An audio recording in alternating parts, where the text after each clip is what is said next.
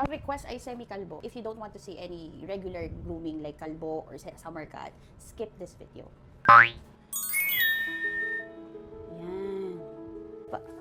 I-check natin. Wala si Ma'am Jem. Wala. Pinadala lang. Hi, Kofi. Sige ma'am, amin ako nito. Ay, dapat na. Regular ka pa rin. Regular. Wala na ka-day off sila Christian, ma'am, kasi Monday off nila. Nag-decide lang kaming buksan ng Monday kasi nga, yung mga kagaya ninyo na. So, ang sabi ni Ma'am Jem, semi-kalbo daw? Lagyan mo ng design yung puto tsaka tayo. May style. Okay, sige. Yung paa, wala naman na po. Okay lang. Yung buntot lang naman yung, yung may buhol eh. Pero tingin ko, kaya ko itong ayusin. Koko. Kaya, mahaba na kuko mo, be. Sige, ma'am, simulan ko na. Babay na. Mabantayan ni ma'am. Chikahin mo lang si ma'am dyan. Swerte pa na ni ko. Swerte si Coffee. Okay lang, ma'am. Tapos sinabi ko, Jeff, wala lang, Jeff. Okay lang. Okay lang, ma'am. Huwag po kayo mahiya. I love dogs. I love coffee. So, ang content ko naman, hindi naman kasi kung ano yung magagandang gupit. My content is my journey. No? So, don't expect na lagi pagandahan yung mga natutunan ko. Hindi ganun. One thing na na-realize ko during ng academy ko is hindi tinuro yung mga kalbo and all. I totally respect that. No? Wala akong problema dun. Okay lang yun. It's just that, after ko bumlagot, akala ko alam ko na lahat. Yung pala hindi. We're using 5. So, medyo nabigla ako. So, ang procedure ng mga practice ko ngayon is more of the basic grooming itself. Wala akong issue kung hindi tinuro yun. Kasi madali lang naman itong matutunan. Basta paulit-ulit mong ginagawa. Yun lang naman. Ang binayaran mo sa academy is the style cuts. The creative grooming. Something na hindi mo matututunan kapag nagtrabaho ka kaagad as a groomer.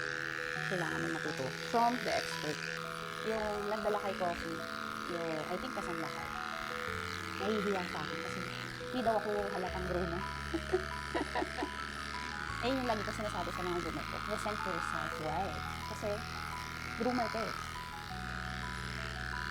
Pag groomer ka, you groom. Pinapaganda mo. So maganda ka rin dapat. Or gwapo ka rin dapat.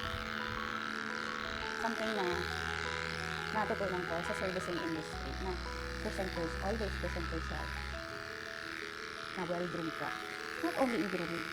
Sa mga experience ko sa hotels, sa airlines, kahit naka-simpleng t-shirt ka lang at nagkakaroon ng magandang impression sa customer sa'yo. Kaya kami na. Yun yung bagay na hindi ko inaral sa akin. Experience lang. Ang request ng owner, semi-kalbo, iwan ng ulo, iwan ng buntot. Walang teddy bear, walang Asian fusion, walang design. Simple lang. Pero alam mo, simple doesn't mean easy. Bago pa ako magsimula, chinek ko muna lahat. Lalo na ang nails. Kasi gaya ng ibang regular customers, may trauma siya. Hindi lahat ng aso takot sa groom. Minsan, takot lang sila sa naging experience nila. Sabi ng owner, ang swerte daw ni Coffee. Napangiti ako, hindi dahil ako ang owner, hindi rin dahil ako ang nag-groom, pero dahil may nakapansin na may difference. Hindi ito ang pinakamagandang haircut na nagawa ko.